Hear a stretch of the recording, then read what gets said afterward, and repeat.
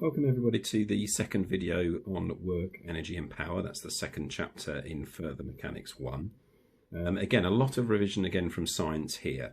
You'll see first of all the kinetic energy equation, which I'm sure you recognise as KE, which is half mv squared, where m is the mass and v is the speed of a given particle. And then they refer to potential energy in this chapter. I still call it gravitational potential energy. As you go on to the A2 course, we'll introduce things like elastic potential energy. So I tend to use GPE for gravitational potential energy. And again, as we discussed in the first video, it's actually the work done by the weight. So the equation is mgh. So the first couple of examples are very, very straightforward indeed. Example 6, you could just pick this up from a GCSE science paper, I think. Example 6, you have a particle of mass 0.3 kilograms and moving with a speed of 9 meters per second. So therefore, straight away, the kinetic energy, just simply using the formula, is a half of the mass times by the speed squared, and you end up with 12.2 joules, 2, 3 significant figures. Example 7, this time you've got a box of mass 1.5 kilograms is pulled across a smooth horizontal surface by a horizontal force. Now the initial speed of the box is u, and the final speed is 3 meters per second.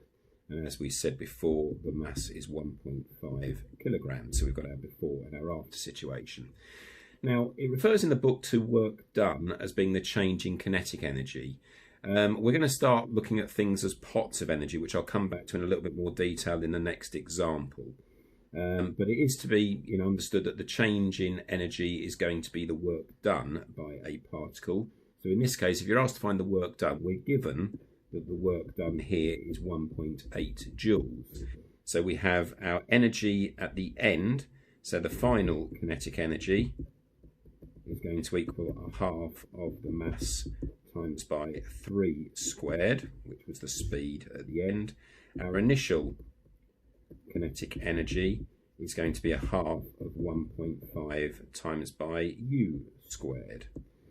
So therefore, if the work done is 1.8 joules, then we know that the final energy here minus the initial energy here, so a half of 1.5 times 3 squared, our total energy at the end, minus our energy at the start, must equal the work done, which we're given as 1.8 joules. And if you rearrange all of that, we end up with u equaling 2.57 meters per second.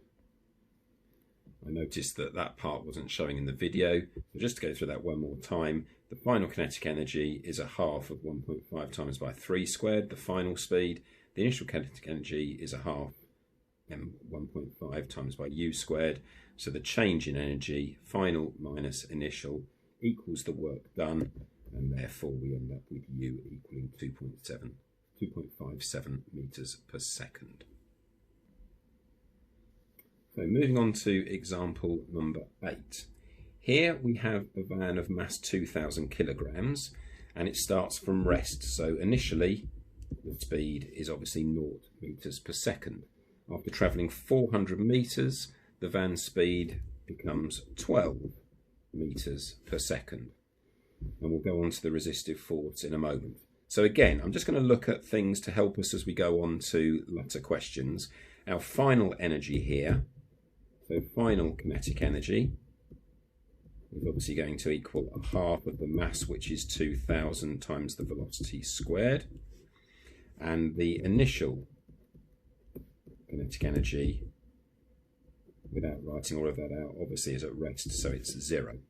So that change in energy is going to be the work done. So we can look now at the forces acting on our van.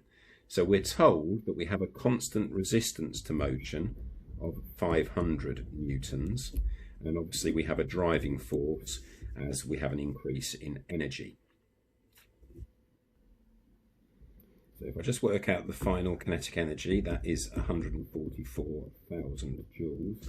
So therefore, the increase in energy from the first video is going to equal the work done. Now the work done, remember, is the force times by the distance. So our force here is obviously going to be the resultant force in the direction of motion. So it's going to be F minus 500, and the distance travelled is 400 metres. And that is going to equal our increase in energy. So therefore F minus 500, if we do 144,000 divided by 400, that's going to equal 360. So therefore F is going to be 360 plus the 500, which is 860 newtons, which is obviously the answer to the question as we were trying to find the driving force. So moving on to examples 9 and 10. This is where we're looking more at the gravitational potential energy. So on example number 9, we have a load of bricks of mass 30 kilograms is lowered vertically by 15 meters. Okay, we need to find the loss in potential energy. Now with all questions, I would set, they call it the zero level in the book, sometimes it's called the datum level, and that's the point, the horizontal point at which we judge the height from. So you can see that our initial potential energy, gravitational potential energy there, is going to equal m, so 30g times by the height, which is 15 meters, and our final gravitational potential energy, obviously you wouldn't normally worry with this, is obviously 0, because the height there is where we've taken our datum level or our 0 level potential energy. So therefore the loss in gravitational potential energy is clearly just where we started with, so it's 30g, lots of 15, and taking g to be 9.8 meters per second squared, we end up with 4,410 joules. And then to finish off, again looking at gravitational potential energy, but up a slope, and this is a little bit like the question we were looking at before exercise 2a. So this time we have a parcel of mass 3 kilograms is pulled 10 meters up a plane inclined at theta degrees to the horizontal. Now we're told that tan theta equals 3/4. Just a bit of precision here. I know you can use your calculators anyway, but in mechanics you tend to get these Pythagorean triples. So if we just quickly did a right angled triangle there, you can see that if tan theta is 3/4, then you can see that we have a 3, 4, 5 called a Pythagorean triple, because 3 squared plus 4 squared equals 5 squared. So you sometimes see these as 5, 12 and 13, or even 7, 24 and 25. My point here is that we can then find the exact value straight away. Sine theta would therefore be 3/5, and cos theta would be 4/5. So when we need sine or cos theta, we actually know the values without using the calculator. As I say, just a little bit of non-calculator work there, just to show you why they're sometimes given to you in that form. Now, back to the question. We're told that assuming the particle moves up a line of greatest slope of the plane, that means it doesn't go inwards or outwards to the paper. It's as you see it there. Calculate the potential energy gain. So again, I'm going to set the datum level at the bottom of the question, as it were. And we have therefore that the gain in gravitational potential energy is simply going to equal the final gravitational potential energy, because at the start the potential energy will be 0, because that's where we've set our level. So it's going to be mg times h. But again, similar to the question that we looked at previously, the height is obviously the direct height from the datum level. So rather than being 10 meters, it's going to be 10 sine theta.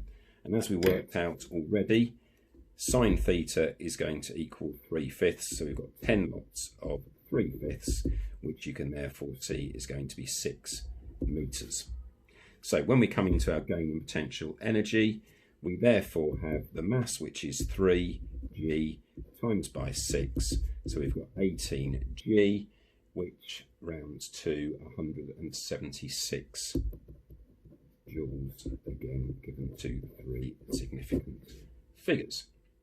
So that's all you need to look through before we go on to exercise 2b. So good luck with those questions, and we'll review a few more exam style questions to finish off the chapter in our next 2 videos.